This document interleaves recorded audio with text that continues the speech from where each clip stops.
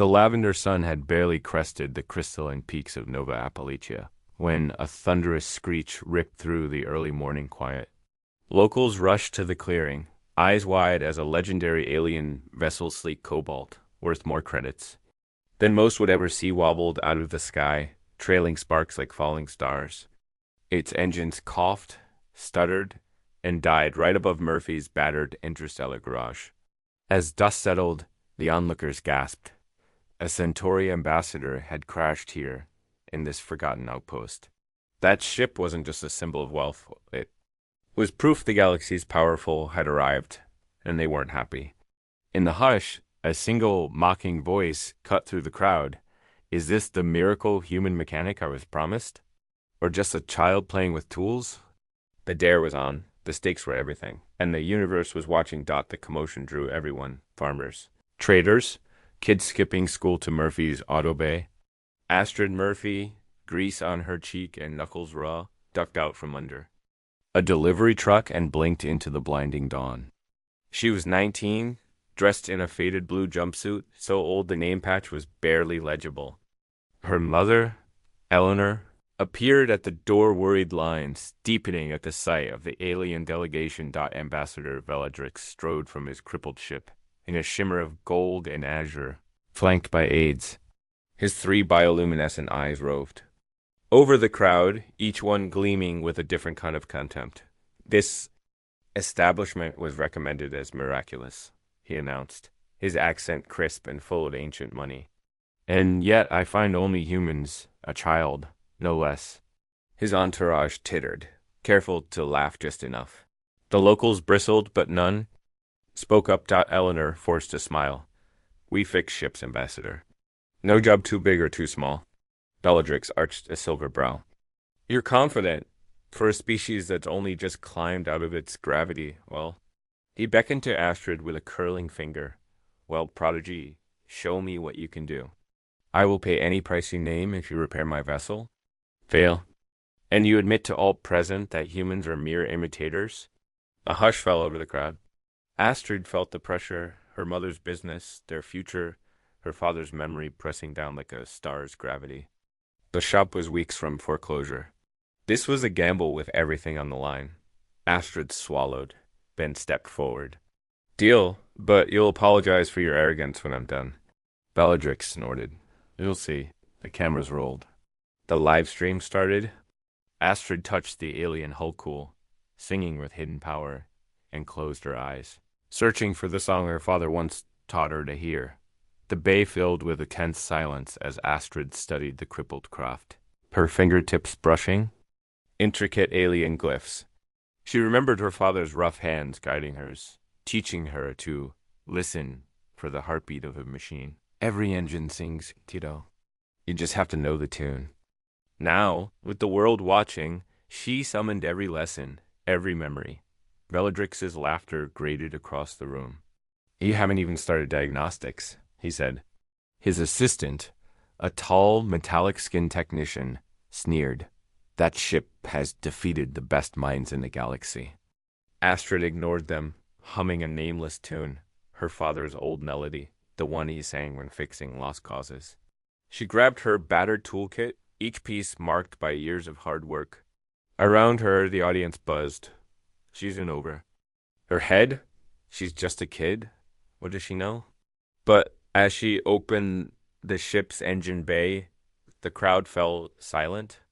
The alien technology inside was a labyrinth of crystalline conduits and pulsing neural fibers, beautiful, but broken. Most would see chaos. Astrid saw patterns, connections, harmony. She probed deeper, hands steady. A memory surfaced. The day her father died in an accident no one could explain. Their best client's ship exploding on the pad. Astrid never believed it was his fault. She'd found the sabotage stabilizer herself too late for anyone to care. Her mother, watching from the doorway, clutched her chest as Astrid worked. You don't have to prove anything, baby, she whispered. But Astrid's jaw was set. She had to try. For her family, for her father's name, for herself. Bellatrix's entourage streamed everything, expecting failure. The ambassador leaned. In hungry for humiliation. You realize, he purred, if you fail, I own this shop and your reputation. The words were sharp as a blade, but Astrid only nodded. And then a gasp rippled through the crowd. Astrid had found it. A fracture. Hair thin, running through the main synchronization crystal. Invisible to diagnostics. Obvious if you listen close enough. She grinned, eyes blazing. I see you, old girl, she murmured to the engine. Let's sing. Time seemed to slow as Astrid dove into the heart of the ship. Sweat beaded her brow, hands moving in a blur. She didn't have the expensive Pleiadian parts. She had scraps, salvaged Earth tech, and her father's tools. But she was used to working with less. The crowd pressed in, some streaming the event to offworlders, others placing quiet bets. The local rival mechanic, old Jennings, tried to step in. That's dangerous. Let a real expert handle it. But Astrid waved him off. You had your chance, Jennings. This is my fight. Veladrix grew impatient, scowling.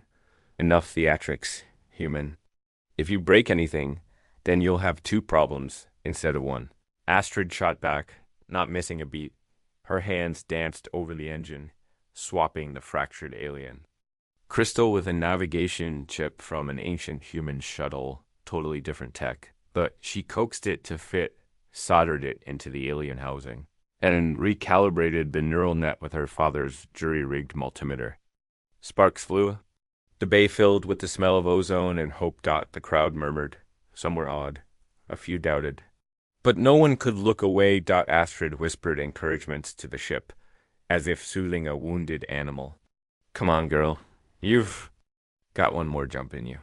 She realigned the harmonic balancers, humming that old melody. Suddenly, a warning light on the control panel flickered, then steadied. One by one, the errors vanished. Veladrix's lead engineer tried to intervene, insisting she was voiding the warranty. But Astrid's focus was unbreakable. She felt the engine's rhythm, the song returning to its rightful key. As the last circuit snapped into place, Astrid stepped back, chest heaving. It's ready, she said quietly. The crowd waited, silent, as Veladrix took the activation key. Suspense hung thick as fog. Veladrix's hands trembled as he slid the key into the ignition. His 3 eyes darted to Astrid, to the crowd, to his entourage. For the first time, he looked uncertain. He twisted the key. The ship's engines purred to life, a deep harmonic resonance, perfectly tuned. Lights danced across the console. The diagnostic panels flashed green. The crowd. It gasped. The bay echoed with the sound of a flawless engine, the kind only master engineers could conjure. Astrid felt tears prick her eyes, relief, triumph, and a bittersweet ache for her father, who would have loved this moment.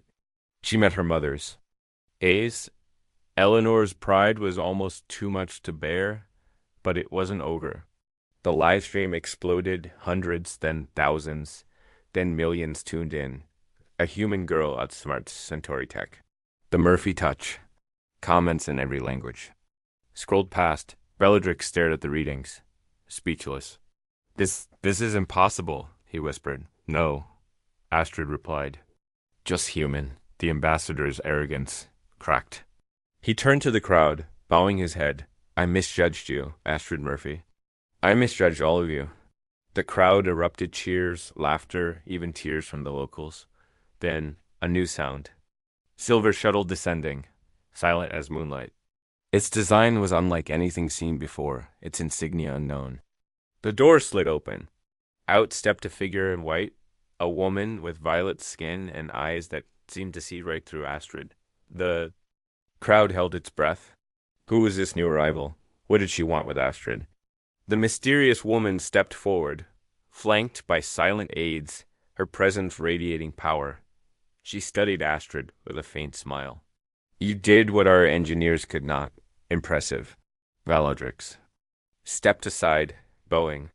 Director Seraphine of the Andara Consortium, he said. The crowd whispered. Even the ambassador deferred to her. Seraphine addressed Astrid.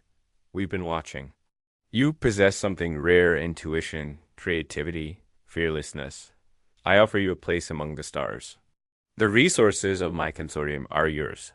Work with US and you'll shape the future of starflight. The offer hung in the air: unlimited wealth, fame, the chance to design for the galaxy's most powerful. Astrid's heart pounded. She looked at her mother, at the shop, at the faces of the people who believed in her. What about Nova Appalachia? Astrid asked. What about the little people? The ones no one sees? Seraphine considered. Help us, and you'll lift everyone. But it means leaving this place behind. Astrid felt the weight of the moment, the ache for her father, the pride of her mother, the hope of the colony. No deal, she said, voice trembling but strong. Not unless my family and my people benefit too. Not unless we're partners, not servants. For a moment, silence. Then Seraphine smiled, wider than before. Agreed. Nova Appalachia will be our first partner colony. You lead. The crowd exploded in joy. Astrid hugged her mother, tears streaming down her face. Veladrix stepped forward, respect now clear in every eye. You changed us, Astrid Murphy. As the sun set over the crystal peaks, Astrid looked at the ship, at her battered tools, and at the future she'd forged. The song her father taught her echoed in her heart, a promise that with courage and kindness, even the smallest human could change the galaxy forever.